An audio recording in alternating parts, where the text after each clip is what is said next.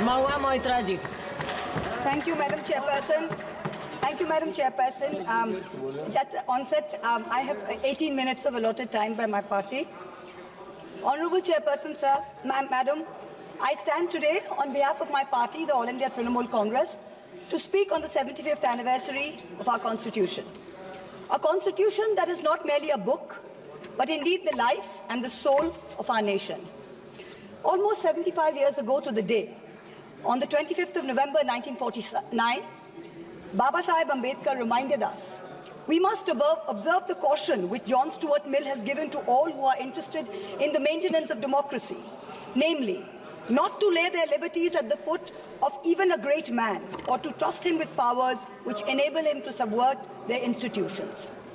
This nation was made by great men and women, but the real challenge before us today is ensuring that no one man should believe he's greater than the nation and that he is above the principles of the Constitution. Today, as I stand to participate in this historic debate, let me start with a short, yet very apt nazm by the poet Dr. Hilal Farid. I trust the truth and the irony in his words will not be lost on anyone. Mubarak ghadi hai, kal sach dhaj kar, makeup rach kar, खूब जज कर देखो उसका मंच पर आना, किताब संविधान की आंखों से लगाना और फरमाना, मैं शीश को झुकाकर इस किताब को मन में बसाकर ईश्वर की शपथ लेता हूँ, रात ढलने दीजिए, दिल बदलने दीजिए, कल तलक ये बेवफा सितमगरों का बादशाह सब भूल जाएगा, नफरतें उगाएगा, दूरियां बढ़ाएगा, रोज संविधान की धज्जियां उड़ाएगा, मगर जो आज महफिल सजी है यही मानती है कि हीरो वही है, मुबारक घड़ी है. For the past 10 years, a very large number of people in this country have felt that Samvidhan khatre mein hai. Our constitution is in danger. As responsible public representatives, it is imperative that we actually put this to the test and check if this is just fear-mongering by us, as the ruling party would have us believe, or indeed is the constitution framework imperiled. As Professor Tarun Khaitan explains, there are three broad tests to check if the political executive is constitutionally accountable, three checks for the country to remain democratic over time. So let's see how our country is faring on these three checks. The first is direct electoral accountability to the people. The second, there is accountability to the judiciary and other fourth branch institutions. And third, there is accountability rendered by the media and civil society as watchdogs of the citizenry at large. The ruling party has the right to influence policies over a large range of matters. You cannot take away that prerogative, but it cannot usurp power in a way that kills constitutional rights for the rest of us. This government, this ruling party, when confronted with this charge, uses only one defense. What about Mrs. Gandhi's emergency? Yes, that was a full frontal attack on democracy. No question about that. But we saw it for what it was. This government's modus operandi has been indirect and creeping, an incremental systemic assault for the past 10 years. The Modi government has consistently sought to erase the distinction between the party and the state by undermining and capturing all the mechanisms that seek executive accountability. It is killing our constitution by 1,000 cuts. I'm going to point out a few of the particularly bloody cuts. In the first test, democracies seek electoral accountability from the political executive. Measures such as electoral manipulation, voter disenfranchisement, biased campaign finance over time give the ruling party an unfair advantage. Voter disenfranchisement has reached epic proportions in India. In the past general elections, as well as in the recent by-polls in many BJP-ruled states, there were widespread, documented, caught on television cameras, caught on mobile phones, instances of voter suppression, from names missing to electoral rolls, by police used to threaten, beat and intimidate voters. We saw it in Rampur, we saw it in Sambal. Entire localities were being forced to stay home. Another aspect is the largely targeted exclusion of a hated minority by a prejudiced majoritarian state, creating a whole section of second-class citizens whose rights are less equal than others. This government brought in a discriminatory Citizenship Amendment Act that is openly violative of the fundamental right to equality before law. All the BJP state governments are competing with each other in bulldozer justice, demolishing homes, usually of minorities, without due process of law.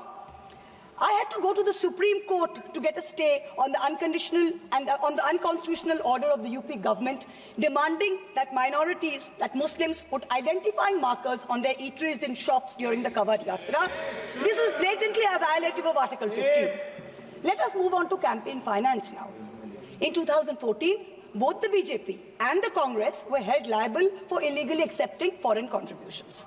In response, this government retrospectively amended the Foreign Contribution Regulatory Act, FCRA 2010, to narrow the definition of a foreign company and thereby remove the illegality with retrospective effect. This was done surreptitiously. The Act of 2010 was not amended by a separate bill. It was done via clauses slipped into the Finance Act 2016 and the Finance Act 2018. The amendments not only legalized foreign funding of political parties, they also created a new funding vehicle called electoral bonds. In 2017-18, the BJP got 97.7% of funds that were legalized by surreptitious changes to the campaign finance laws. When the electoral bond numbers came out earlier this year, we saw that the BJP had between 54 and 57% of the total amount raised in the past 6 years. This kind of unfair advantage for the BJP in campaign finance has created a very skewed playing field for the opposition in recent years. There's no denying this. The use of the government funds to promote BJP and to promote Modi ji's political branding in the run-up to the elections, Modi ji ki guarantee, Modi ji ka parivar, creates a media blitzkrieg that few smaller parties can match. For a free and fair electoral process, a neutral referee is necessary.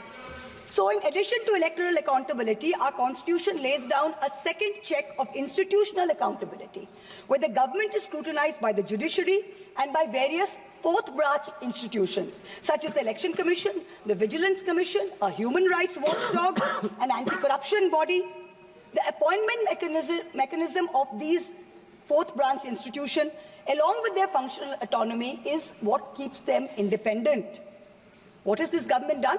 This government willfully defied the spirit of the Supreme Court ruling on the Election Commission's independence by replacing the Chief Justice of India on the selection committee with a government-appointed minister. So you have a 2-to-1 majority.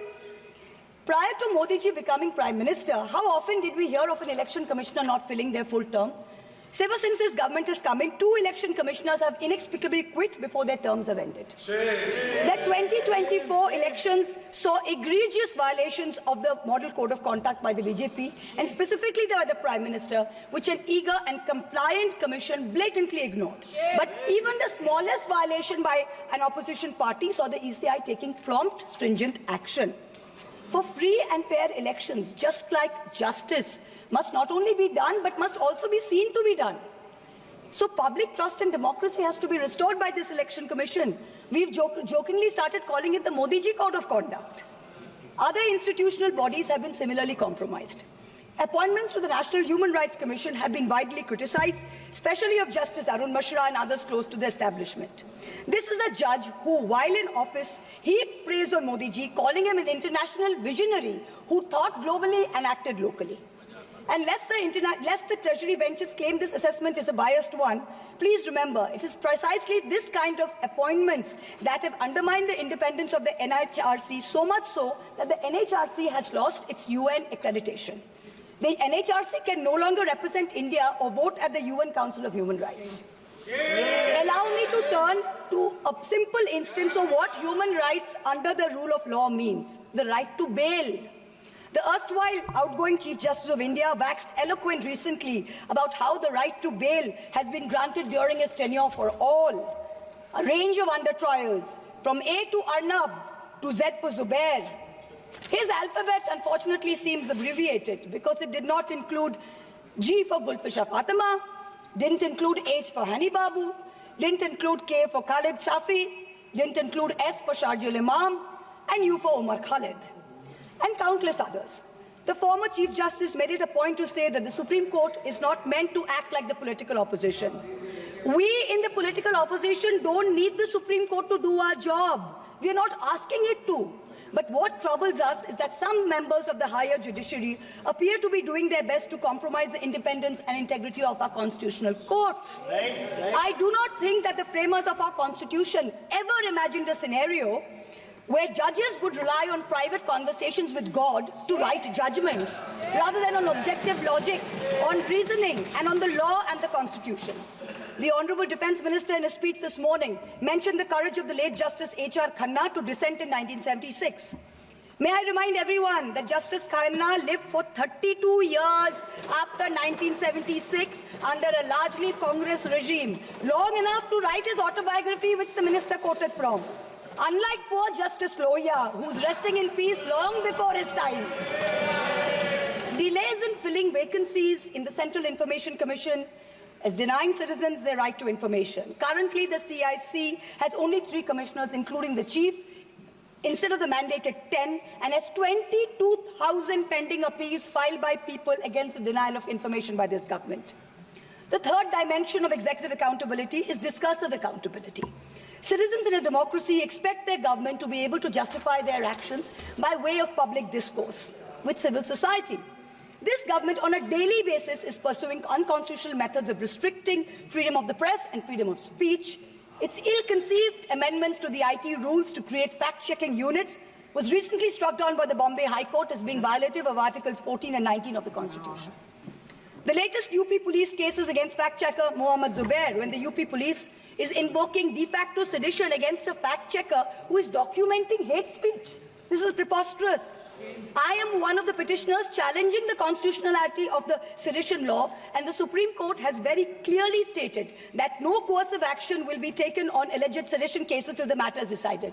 Yet the government doesn't stop. The Bharatiya Nyaya Samhita, which the ruling party brought in last year when most of the parliamentarians were suspended, they said we are dropping sedition, but you also replaced it with a far more draconian Section 152. There's also something else which we all need to think about. The BNS for the first time adds terrorism as a punishable offence and defines it as an act that intends to threaten the unity, integrity and security. So the crime of terrorism is no longer anchored in an actual act. It's anchored in an intent or a thought. This means that from now onwards, the parents of disappearing Kashmiris or disappearing Manipuris who are protesting peacefully in a park can be accused of being terrorists. What they do or do not do in that park while they assemble is besides the point. As long as a police officer is convinced that they have the intent to do something, they can be terrorists. This makes terrorism a thought crime. Madam Chairperson, this is closer to the letter and spirit of the dystopian reality in George Orwell's 1984 than it is to the Constitution of India.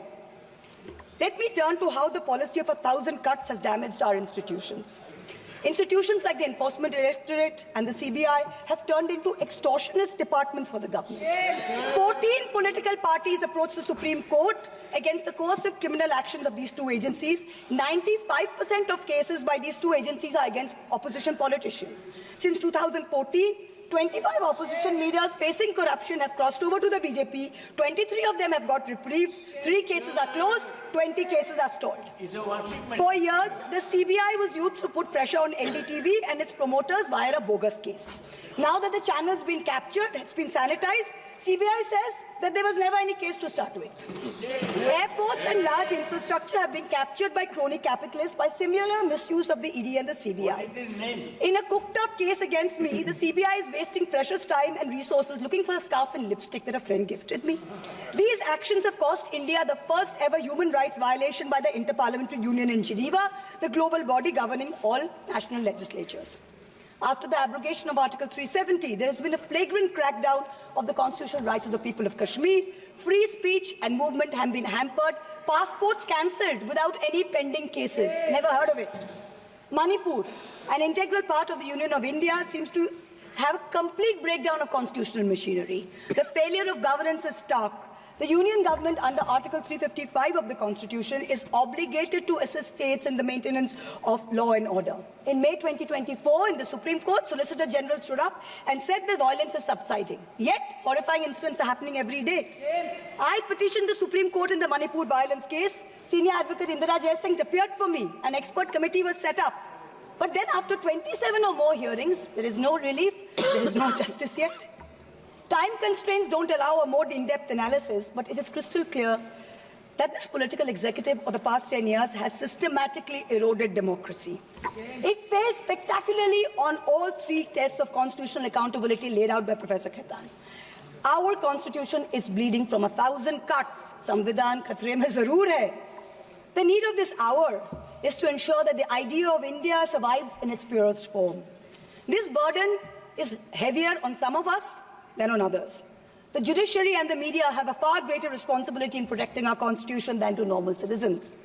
History will not be kind to you, your lords and ladyships, if you falter. To every Chief Justice of India, past and present, I say this: yours is not to worry about your personal legacy. Yours is not to take directions from God. Yours is not to have a private family function turned into a televised circus with a political executive. The Constitution is your only God. The Constitution should be the only Atithi who should be in your home as your Deva. Attention-seeking divas do not leave legacies. Upholders and protectors of our basic sovereign rights will only be remembered.